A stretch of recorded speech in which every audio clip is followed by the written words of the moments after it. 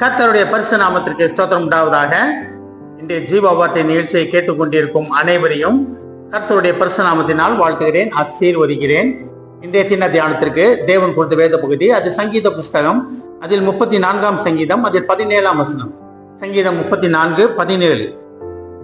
நீதிமான்கள் கூப்பிடும் போது கர்த்தர் கேட்டு அவர்களை அவர்களுடைய எல்லா உபத்திரவங்களுக்கும் நீங்களாக்கி விடுகிறார்.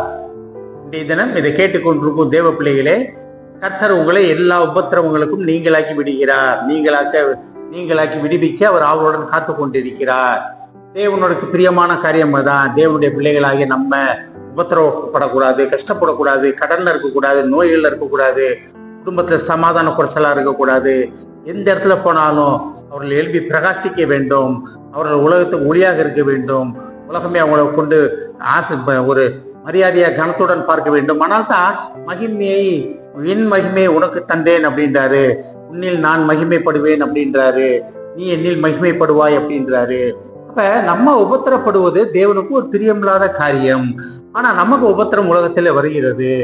தேவனே சொன்னாரு, உலகத்தை நான் ஜெயித்தேன், உலகத்தில் உபத்திரம் உண்டு, ஆனாலும் திடன் கொள்ளுங்கள், நான் உலகத்தை ஜெயித்தேன் அப்படின்றாரு. அப்ப தேவனுடைய பிள்ளைகள் இருந்துக்கிட்டு நம்ம அந்த உபத்திரவத்தையே ஹைலைட் பண்ணிக்கிட்டு கொண்டே இருக்கக்கூடாது. ஒரு ரோட்ல போறோம், கீழே விழுகுறோம், தடுக்கி விழுகுறோன்றான், அங்கேயே விழுந்து கிடக்கும் கிடையாது. எந்திரிச்சு கை கால் தட்டிட்டு எந்திரிச்சு பரவாயில்ல, நல்ல வேலை பெரிய அடிபடலன்னு போயிட்டே இருக்கும். அதே போலதான் தேவனுடைய சமூகத்தை இருந்து கொண்டே இருக்க வேண்டும். கர்த்தர் சகலத்திலும் பாதுகாத்து கொண்டிருக்கான்னு போயிட்டு கொண்டே இருக்க வேண்டும். இதுல எப்படி யாரை அந்த உபத்துல வந்து நீங்களாக்கி விடுவிப்பாராம் பாருங்க. நீதிமான்கள் கூப்பிடும் போது கர்த்தர் கேட்பார். நீதிமான் கூப்பிடும் போது கர்த்தர் கேட்பார்னு சொல்லவில்லை. நீதிமான்கள் அப்ப நம்ம எல்லாமே நீதிமான்கள். அதை நீங்க நிச்சயமா இருக்க வேண்டும். நீங்க எல்லாமே நீதிமான்கள்.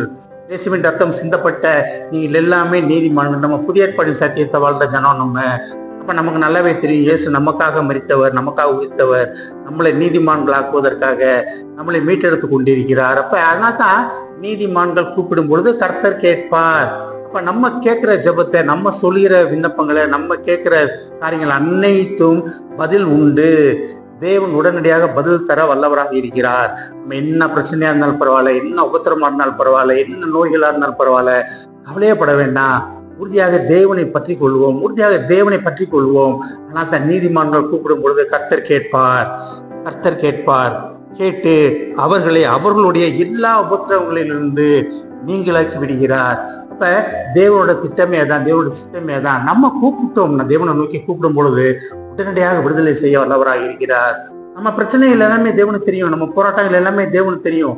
ஆனாலும் நம்ம வாயில தெரிந்த, ஆண்டவரே இப்படி போய் மாட்டிக்கிட்டேனே, இந்த மாதிரி தவறுல போய் செஞ்சுட்டேனே, இந்த மாதிரி தவறான காரியத்துல இருக்கே, இந்த மாதிரி உடல்ல எப்படி இருக்கே அப்படின்னு தேவனை நோக்கி கூப்பிடும் பொழுது, நீதிமான்களாகிய நீங்கள் கூப்பிடும் பொழுது உங்கள் எல்லா உபத்திரவத்திலிருந்தும் கர்த்தர் உங்களை நீங்களாக்கி மீட்பார். ஆமென். ஜெபிப்போம்.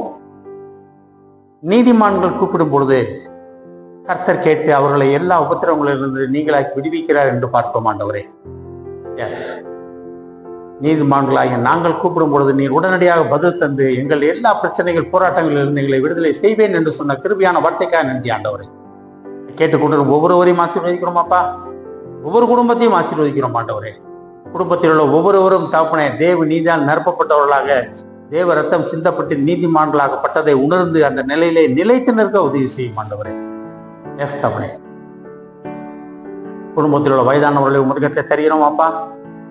வயதான காலத்தின் பலவீனங்களுக்கு அவர்களை நீங்களாக்கி விடுவியும். ஆண்டவரே,